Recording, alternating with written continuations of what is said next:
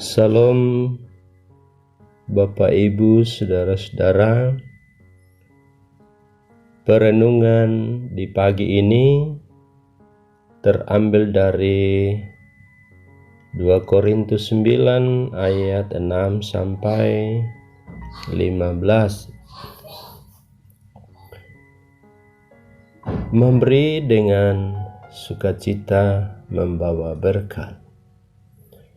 Camkanlah ini, orang yang menabur sedikit akan menuai sedikit juga, dan orang yang menabur banyak akan menuai banyak juga. Hendaklah masing-masing memberi menurut kerelaan hatinya, jangan dengan sedih hati atau karena paksaan, sebab Allah mengasihi orang yang memberi dengan sukacita. Dan Allah sanggup melimpahkan segala kasih karunia kepada kamu, supaya kamu senantiasa berkecukupan di dalam segala sesuatu, dan malah berkelebihan di dalam pelbagai kebajikan. Sebab ada tertulis, Ia membagi-bagikan, Ia memberikan kepada orang miskin, kebenarannya tetap selamanya. Ia yang menyediakan benih bagi penabur dan roti untuk dimakan. Ia juga yang akan menyediakan benih bagi kamu dan melipat gandakannya dan menumbuhkan buah-buah kebenaranmu. Kamu akan diperkaya dalam segala macam kemurahan hati, yang membangkitkan syukur kepada Allah oleh karena kami. Sebab pelayanan kasih yang berisi pemberian ini bukan hanya mencukupkan keperluan-keperluan orang-orang kudus, tetapi juga melimpahkan ucapan syukur kepada Allah.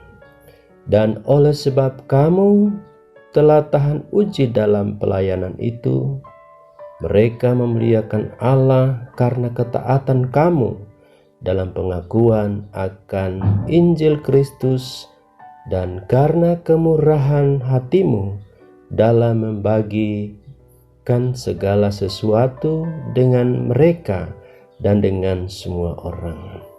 Sedangkan di dalam doa mereka juga merindukan kamu oleh karena kasih karunia Allah yang melimpah di atas kamu.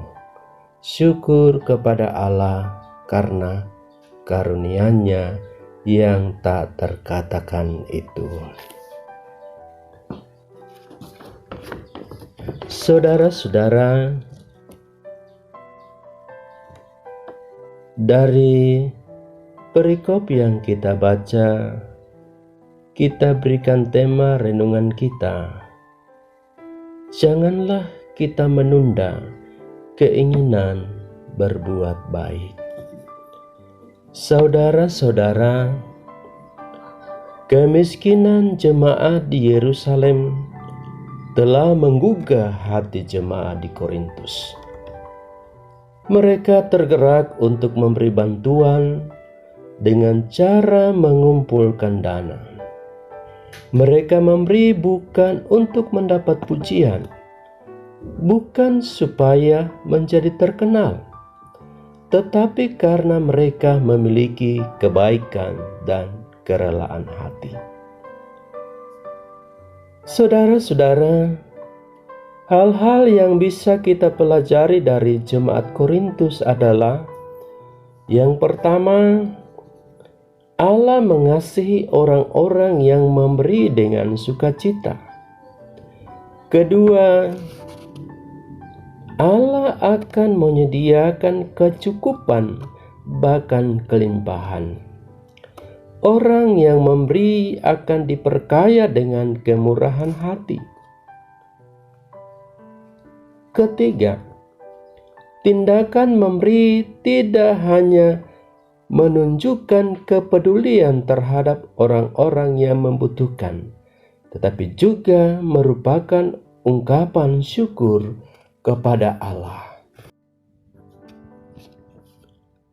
Yang keempat, dalam pandangan Paulus, jemaat Korintus adalah jemaat yang telah teruji kesetiaan dan ketangguhannya dalam melayani dan mencukupkan kebutuhan orang-orang kudus.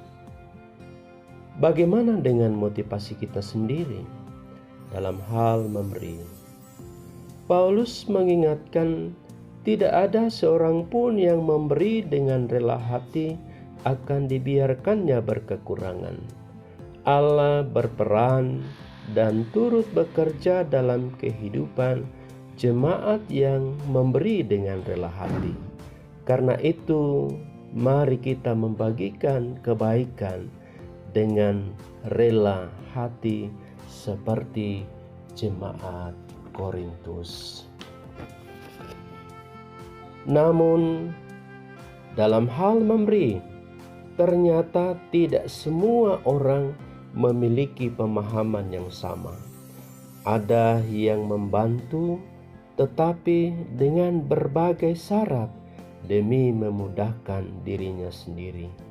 Ada yang rela membantu karena melihat ada pemanfaatan untuk kepentingan pribadi.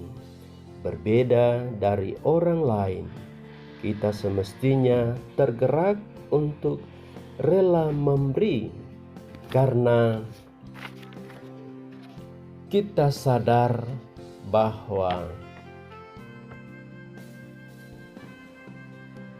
Tuhan Yesus tidak pernah menunda melakukan kebaikan.